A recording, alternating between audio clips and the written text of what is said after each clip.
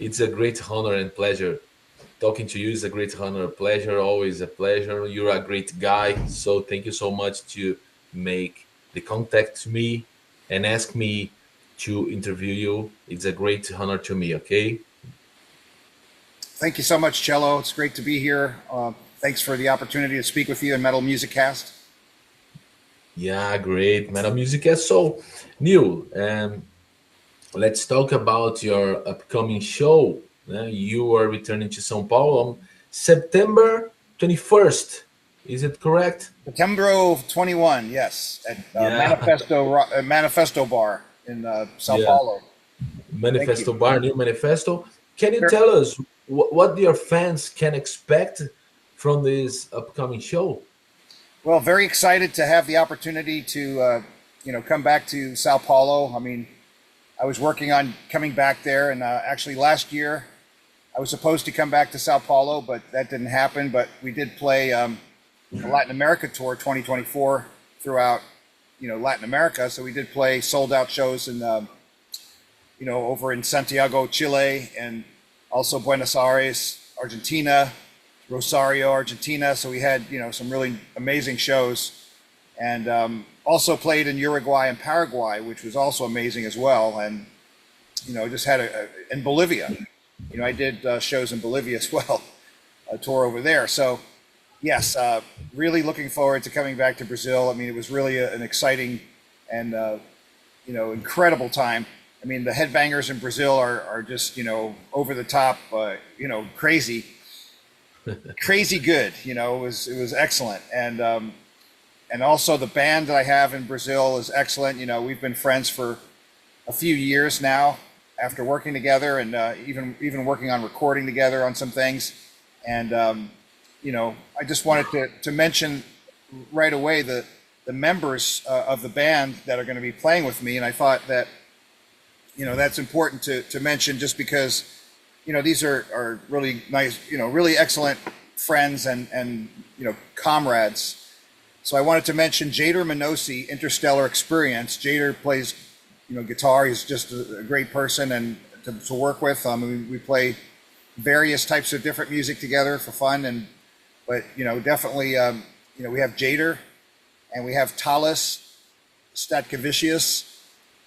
Talis plays with Hamataz, and also Worshipper. He plays guitar, and he's fantastic and great asset on the team.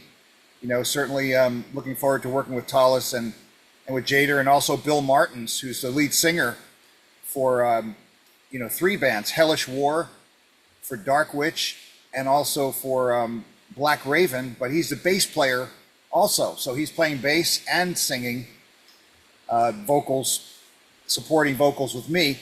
And also we have Kanan Bonini on the drums, who plays with Worshipper. So Kanan's an excellent drummer, and he's playing with us.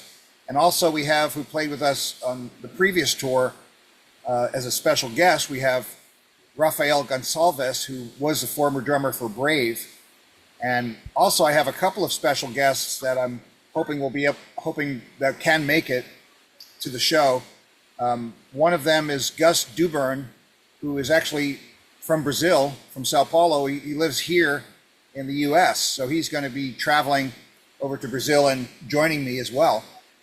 And Gus plays with a band from Brazil. He plays with a band called Ceremonia, and also he's a Latin Grammy nominated artist as well. And also I have Ale Magno, or Alexandre, and he plays with a couple of bands. One of them is Pense, and another band that he plays with is Our Last Creation. So he's an incredible drummer. He's also playing with me on the re-recording of Fistfulnof Metal Alive, which includes all the Fistfulnof Metal songs that I was singing on or a part of, as well as all of the Armed and Dangerous and Spreading the Dis3as3 songs that I wrote or recorded or had an involvement with. So that's the songs that I was part of, and that's what that Ale is playing on, and also Gus. So I have my whole team, And also, the whole band is Brazil, based and all from Brazil. So I really wanted to, I wanted to share that because I think it's important because these guys work really hard and they're also fantastic musicians. And I appreciate their integrity, their excellence, their spirit of excellence, and their loyalty to work with me, because that's really important these days. In this business, it's a tough one to have people, it's hard for people, even on the level of an Ozzy Osbourne, to have, loyal people that will come back. Of course, he was paying people very well, so they would come back and play with him. But that's what it takes. There's a lot of business aspects of it as well, right? It's not just, hey, can you do me a favor, right? Yeah, I think that is so hard to live inside the industry, the musical industry. But it's great to hear you talking about the whole team, because it shows how you respect the people are besides you. It's great. I'm happy to hear how you respect and you remember all the names and well, that's great. all you have in life. All you have in life is what God gave you on the way out. It's like all you got is it costs the same to be respectful and considerate and kind to people versus being mean or being disrespectful. I think it costs you the same amount of energy, except it creates a lot more bad energy if you don't respect people and you don't.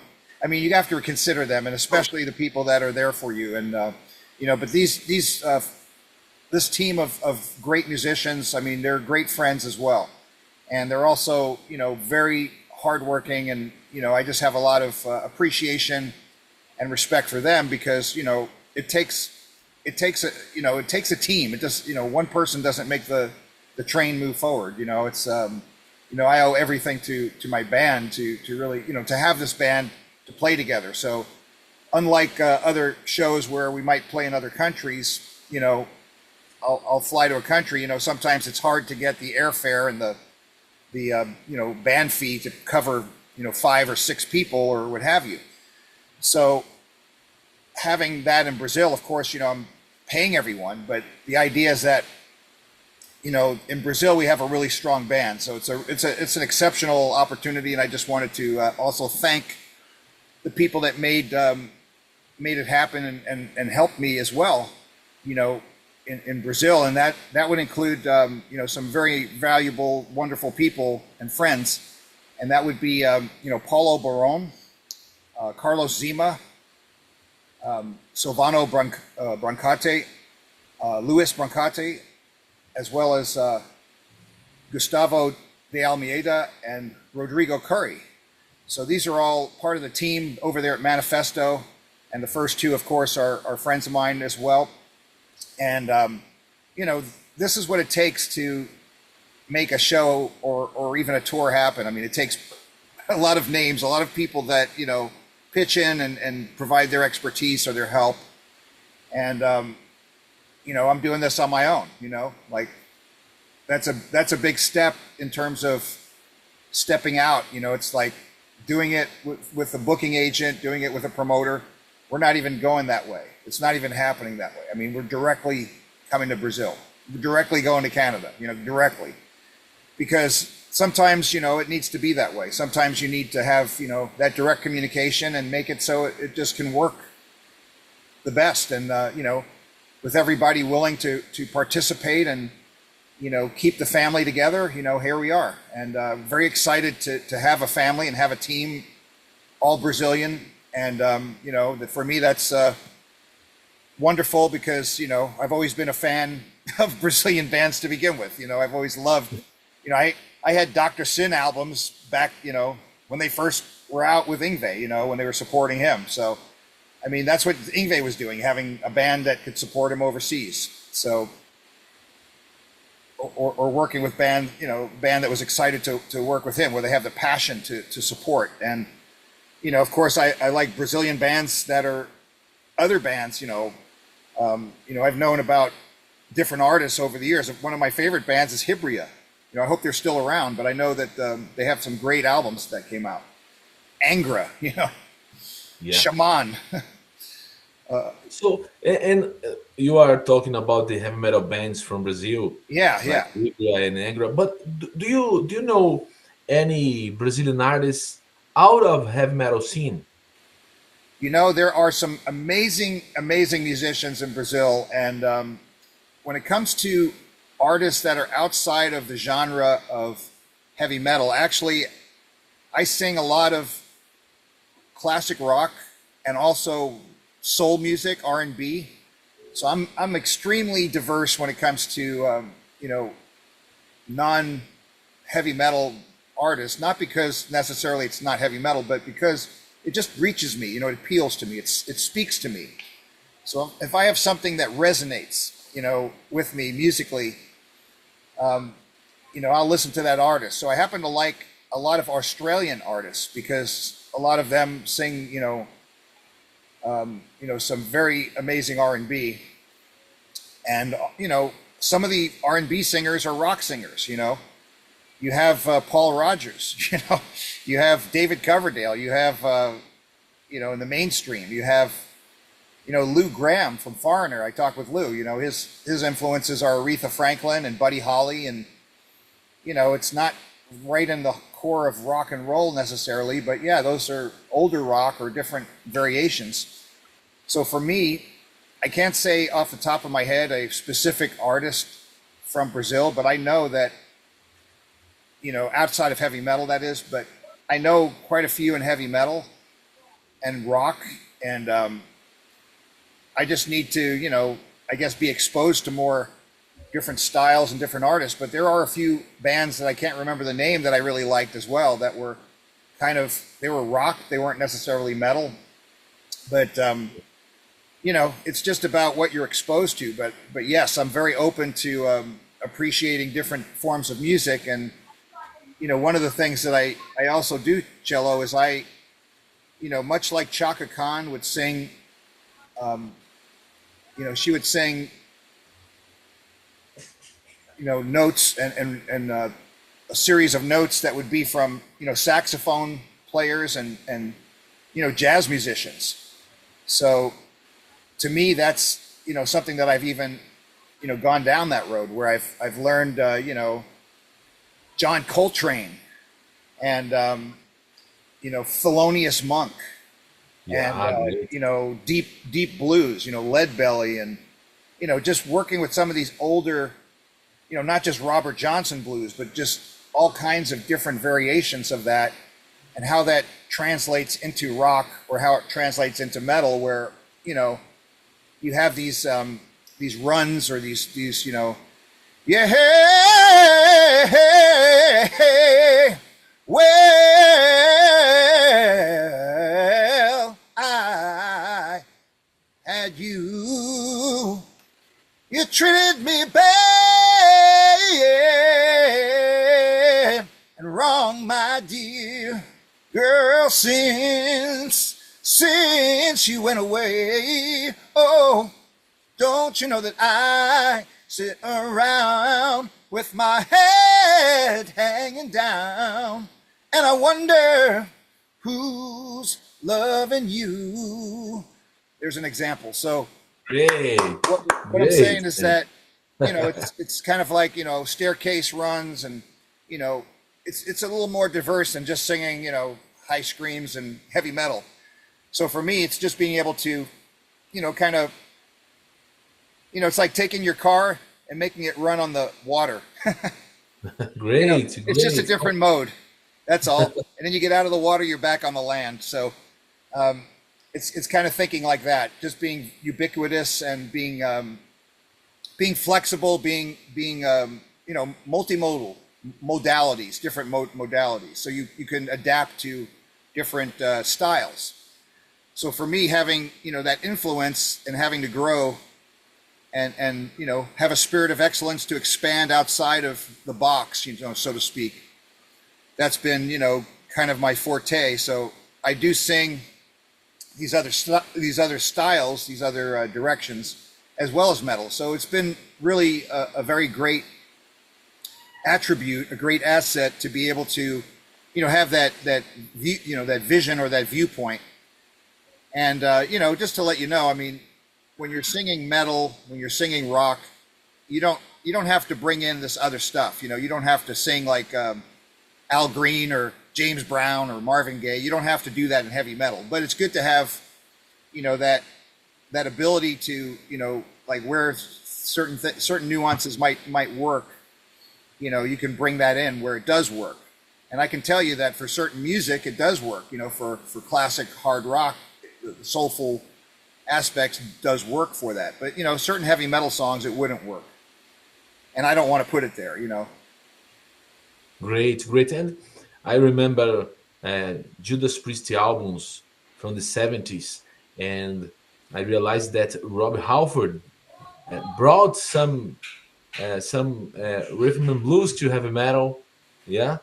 Yes. Well, you know, it goes hand in hand. I mean, obviously, rock and roll, you know, it comes from the blues, but also there's a, you know, I guess the European version of that, if you go way back, it really comes from classical. And, you know, it's kind of like either you come from blues or you come from classical. And then there's artists like Yngwie Malmsteen who, you know, he not only plays Ritchie Blackmore, classical, neoclassical style, but he also plays Jimi Hendrix, which is blues-based. So it's kind of like bridging the gap. You know, you're kind of like putting both sides of the bridge together and connecting it into a bridge, right? You're, you know, here's one side, here's the other, and we're making it join. So I think that's really a significant thing when it comes to how I approach my music, because I like to have neoclassical, I like to have classical, you know, intelligence, you know, the progressive side as well. It's power, and it's also thrash. It's not just thrash. It's not just downpicking. It's not just like the Ramones. Dun, dun, dun, dun, dun, dun, dun, dun, dun, dun. It's not just like that. That's like Metallica, you know, like down, down, down, down, down. So I have alternative picking, you know, where it's up, down, up, down, up, down, up, down, or down, down, up, down, up, down, up, down, up, down, down, down. You know, in other words, there's more dynamics. There's more range of expression in the music itself. And it just gives you the opportunity to do that in the fills, in the nuances, in the, you know, in the overall presentation. So what happens, cello, is it makes the songs faster. The speed is increased because there's more double bass, there's more triplets, there's more arpeggios, and there's also the fills, which are even better, you know. So for me, I feel more comfortable having that as an aspect of my presentation of the music as opposed to what was on the Anthrax records. You know, the Anthrax records, you know, the band was young, learning to be more mature in its songwriting and presentation. And, you know, for me, I've grown as well. You know, I've matured as well in music and writing and singing and working with these songs for 40 or 41 years, you know. So in the case of Armed and Dangerous, it's the 40th anniversary. So, you know, I don't know if anybody else is out there presenting Armed and Dangerous 40th anniversary, but I am. And this may be the only opportunity to come and witness that and see it in Brazil, in Sao Paulo. So it's an exciting time, and I think it's a great opportunity for, you know, for the bands to, I mean, for the fans to come and see this opportunity and this experience. And it's also, you know, on the, you know, on the website for Manifesto Bar, there's also VIP meet and greet. So we have a meet and greet that's going to happen at Manifesto. And I know that the price for the tickets is very, very affordable, very, you know, reasonable. It's on a Sunday, September 21. And I can tell you that this will be a very special, you know, Armed and Dangerous 40 presentation. And we're playing all the songs, just so you know. We're playing all of the songs that I was part of, that I either wrote or that I sang on, or both. So it's going to be, you know, you're going to have Armed and Dangerous, Gung Ho, Spreading, you know, Raise Hell as well from Spreading the Disease. Well, actually, that's on the Armed and Dangerous. And then Gung Ho and Armed and Dangerous from Spreading the Disease. You're going to have all the Fistful songs. You're going to have, you know, some of my solo songs, which are incredible as well. And what's ironic is that when I was playing shows in Latin America, the fans were singing not only the Anthrax songs, but they were singing my songs. Even if they heard them for the first time, they were singing the choruses, and I was kind of surprised, really, because hearing my songs being sung, and it was a surprise hearing the Anthrax songs being sung. But hearing the fans sing all the songs, that was quite a, it was very uplifting. And of course, for me, I like to uplift the audience. For me, I want to bring everybody's energy up, and I work off of love energy. That's what it's about. It's about sharing that love and making people feel good, making them feel better about themselves. That's where I come from. And when you can make that connection from here to here, as B.B. King once said to me in person, I just, to me, there's nothing more uplifting than that, to make people feel good about themselves, and they give it back to you. So that's a great reward and a great blessing to have when it happens. Yeah. And I feel like I have to make that happen, because that anything less than that is a failure completely. So you have to reach people, you have to communicate and make that happen, lift the energy in the room. And I feel like that's what we're going to do in Sao Paulo. It's going to be a really, we're really ready to thrash and really ready to, come back to Brazil full force and, have an amazing show. And really looking forward to that. I mean, there's some great people that have been working with me, and, I really appreciate them. And, I appreciate my band very much. These guys are just terrific. I'm in their band. That's really the way it is. Great. And I realize you're a passionate guy. So we Brazilians, we are passionate too. So I think that is the reason that you got a loyal fan base in Brazil. A quote from your art in Anthrax and Death Riders. I think that there are a lot of Brazilians that love your art so much. It's clear when you come to here. Well, thank you. I just appreciate, the people very much. I mean, I really love the culture. I mean, I've got my, of course, I've always been, admired the Brazilian culture, but, not only from the passionate, the amazing concerts that they put on in Brazil. I mean, the huge rock and metal concerts they put on, but also the passion for, the history and the Amazon and, the culture, the food. I mean, I can't have enough acai berry and guarana, and, I used to eat, the Brazilian barbecue, but I don't eat meat anymore. So I'm just eating more acai berry. But you guys have other great food there. And, we have over in the United States and California, we have some really cool Brazilian restaurants here too. So, I appreciate that. And I have, many of my close friends are from Brazil. So it just happens to be that way. It's not like I did it on purpose, but it just happens to be that way. And, and so I appreciate the culture. I have, I have obviously people in my band are all from Brazil, but also friends that, have been very, very loyal and very wonderful friends, true blue, real, helpful, kind spirited people. So yeah, I really appreciate so many things about Brazil. So for me to have the opportunity to go to Brazil again, to come back, it's very, uplifting for me, and I just want to bring that energy back to the fans that are in Brazil. And I think that they're going to get an extremely incredible show from a standpoint of playing the songs that you're probably not going to hear from other bands playing these songs. I don't know who's playing, Fistfulnof Metal or Armed and Dangerous, but Spreading the Disease. But to me, that's important.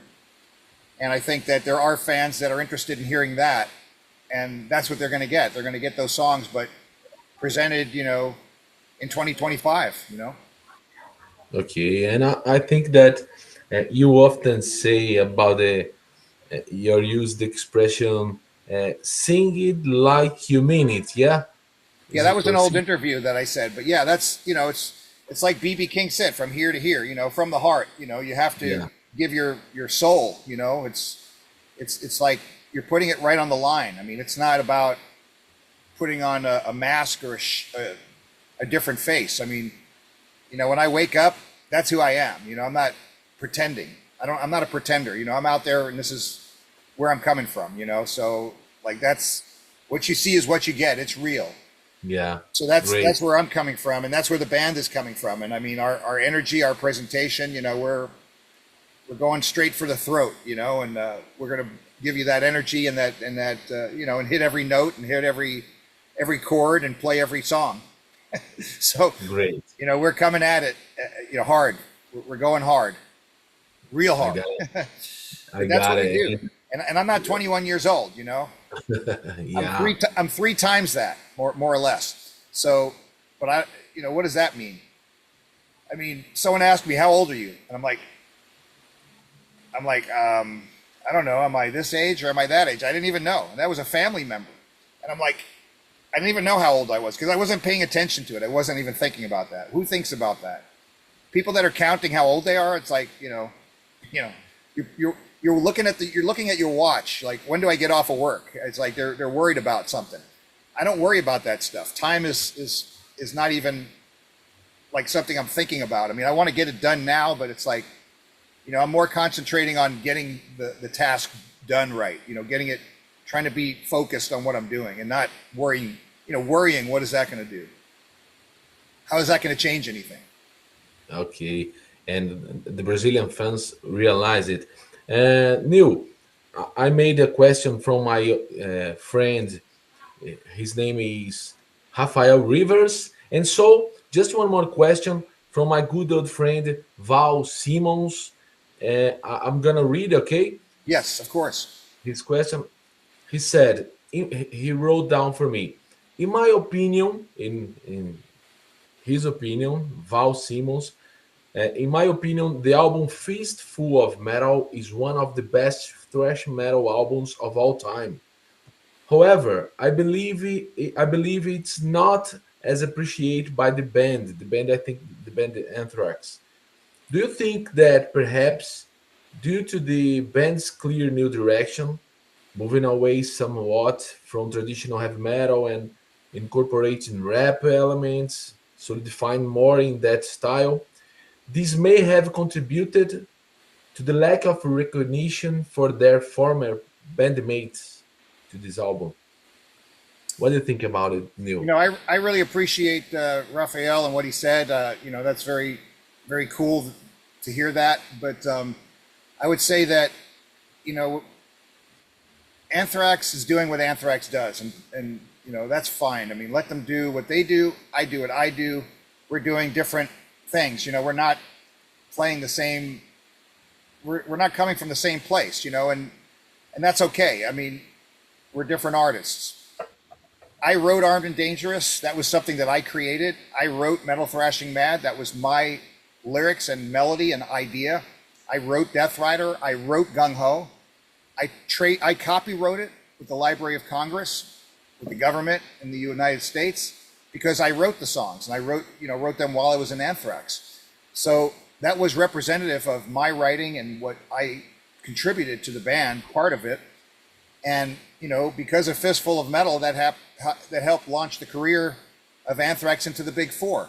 So regardless of what, you know, opinions of the band might be, and they want to play rap music or they want to play hip hop or, you know, whatever they're doing, playing other people's music, that's fine.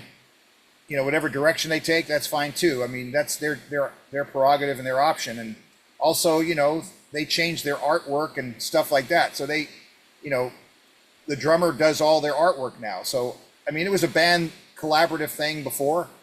When I was in the band, it wasn't about me. It was about, you know, the band collectively making those decisions. And pretty much when I would come up with an idea, you know, I was pushed back on, and it was said to me that, you know, we don't like this or we don't like that, like Armed and Dangerous. But then they ended up, after they told me they didn't really like my idea or they didn't want to use it, or then they come back and say, oh, well, yeah, we're using this idea. They decided they're using it. I mean, it's just bizarre. It's an ego-based decision-making process instead of what's best for the song, what's best for, you know, they called their album Armed and Dangerous. That was my title and my lyrics and my idea. So it's like they'll fight with me, argue with me, tell me that they don't like my idea, tell me they want to use their idea. It's about control. It has nothing to do with the song. And that's unfortunate, but you know, that's not even something I'm concerned about. It's like, you know, we ran that race, we ran that horse, and that was the way it went down. And you know, I can't change what exists in that way. But all I can say is that I'm going to play Armed and Dangerous. I'm going to play these songs the way that I wrote them and the way that I want to present them. So some of the songs are, you know, in a heavier direction and more double bass, more screaming, more ripping and tearing on the guitars. So I don't think that's a bad thing for the fans. You know, I don't think that that's something, because, you know, there's some songs that are kind of like the tempos are a little slow. It's a little sluggish. You know, you might get up and have a beer, go to the bathroom during some of those songs because they're kind of sleepy at times. So I wanted to make sure that no songs are sleepy. Nothing is dragging, you know. And I went through every single song to bring it to a level where, how do we make this song the best song? You know, I went to every song, broke it down. There's a software called Moises app. And, you know, you can isolate every track. So I went back and listened to what are the guys playing on every track? What are we playing on bass guitar on, you know, on this song, just to hear what's going on. And it's like, really? That's what they're playing? Because I'm re-recording all the songs. So I wanted to understand, kind of reverse engineer and do it and keep it true to the originals, you know? So we didn't want to change anything just for the sake of changing it, only where it needed to be changed, where it was necessary. So that's the level of detail that I'm putting into, you know, recording the songs and reworking them. But also this goes into the live show as well. So it's very important to know that, because what you're getting is something even better than what was recorded. And I think it's, you know, and the band really interprets it well and understands that. And on an energy level, it's really that kind of energy. So yeah, the recognition of Anthrax, I mean, you know, I really don't care what they recognize. You know, it doesn't matter to me. I mean, the fans recognize it, and hey, you know, I'm playing in other countries, so I guess someone must like it. I mean, when I played with Anthrax for 2 years, 82 through 84, you know, I was in Anthrax 82, 83, 84. And then when I left, the singer that actually joined Anthrax was Matt Fallon. And he was in the studio with Anthrax in 1984. So Joey didn't join the band until 1985, when Carl Kennedy, you know, was in the studio with the band. This is from what Carl told me, that, you know, he called up Joey because I guess Matt Fallon didn't work out with the band. But that's, you know, if you look on Wikipedia or if you look out there on the internet, it's got different information. So I wouldn't use Wikipedia as your guidepost or as your, you know, as the gospel, because it certainly is not. Okay. But I would say that, you know, what difference does it make what Anthrax has to say? What difference does it make what I have to say? What matters is what you have to say. You're a journalist, and what matters is what the fans have to say. Yeah. That's who matters. That's the voices that matter. And I think it's important to listen to your fans and listen to your journalists and listen to the people that give you feedback. And, you know, that's really important to know. Like, you learn something when you listen to your fans and you listen to the journalists, what they're saying, what they're asking. So, yeah, I can't change people's opinions. I can only inspire their opinions, you know? Great. I agree with you. And so, Neil, thank you so much for your time. Thank you so much for this great interview. Thank you, Jello. I appreciate, you know, your you're patience. Always welcome to Brazil. Welcome to the Metal Musikast. So